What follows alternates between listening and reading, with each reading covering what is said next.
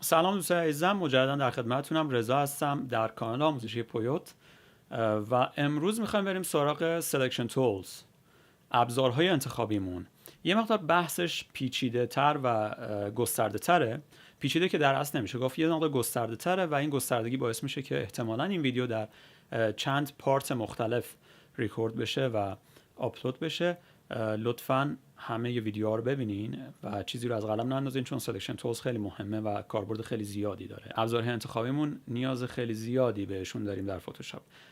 لطفاً کانال ما رو سابسکرایب کنین، ویدیوها رو لایک کنین و دکمه نوتیفیکیشن رو هم یادتون نره حتما فعال کنین که ویدیوها رو از دست ندین. ممنونم، در خدمتتون هستیم.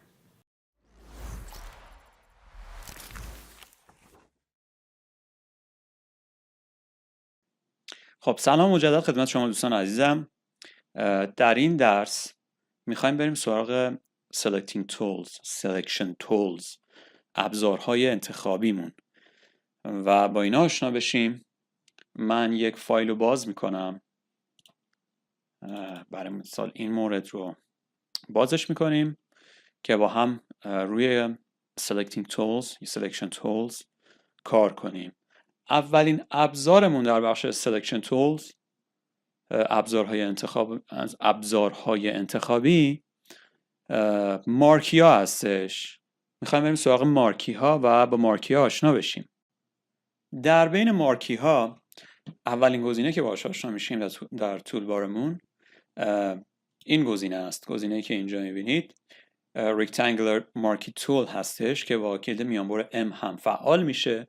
اگه ما روش کلیک کنیم میتونیم با نگه داشتن کلید سمت چپ موسمون یک مستطیل یا مربع یا هر موردی خودتون میخواین رو، یک 4 ضلعی رو ترسیم کنین در هر جایی از تصویر که میخواین برای سلکت کردن، انتخاب کردن اون بخش. اگه دکمه سمت چپ موس رو نگه داریم این کاج کشیده میشه و هر وقت دکمه سمت چپ موس رو رها کنیم این ناحیه شکل میگیره و دیگه تغییر درش ایجاد نخواهد شد.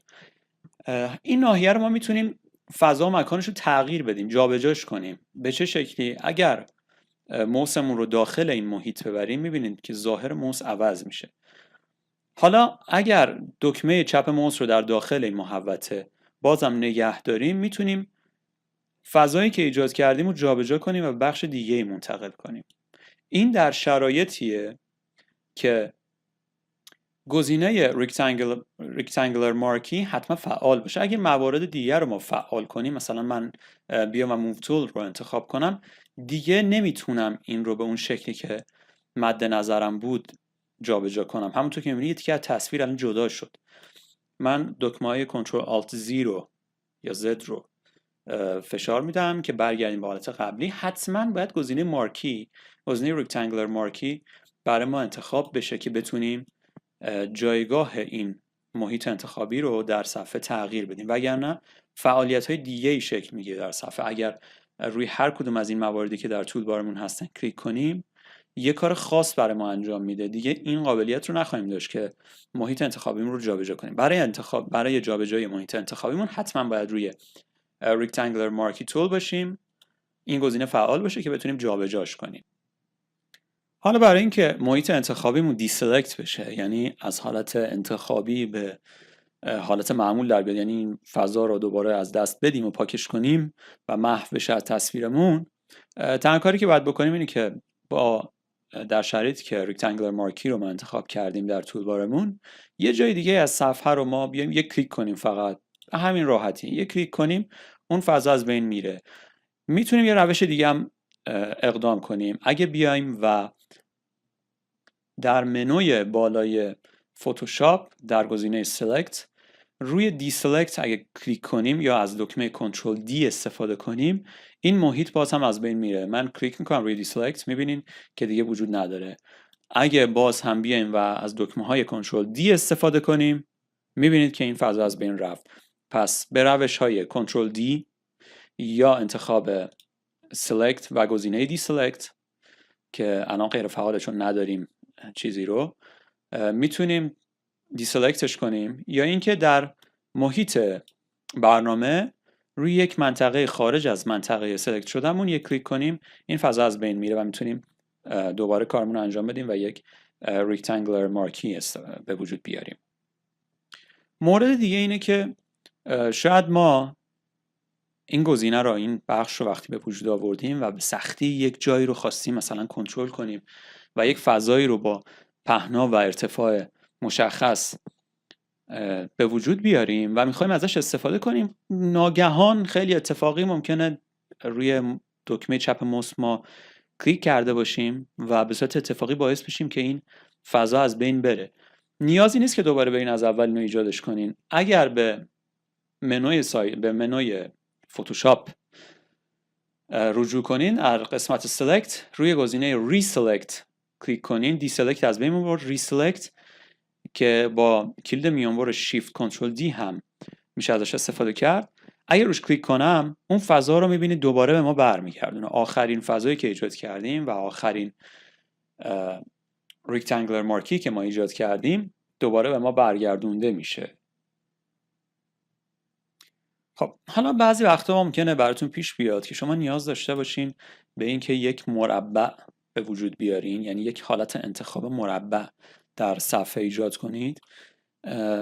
خیلی سخته اگه بخوایم ما این کار رو به صورت دستی انجام بدیم. یعنی اگه ببینید در کنار این ناحیه‌ای که داریم انتخاب میکنیم ارتفاع و پهنای تصویر نشون داده میشه ناحیه انتخابیمون. اگه بخوایم اینو مربعش کنیم خیلی سخته دیگه برامون جابجا کردن. چه کاری میتونیم انجام بدیم که کار ما رو راحت کنه فتوشاپ؟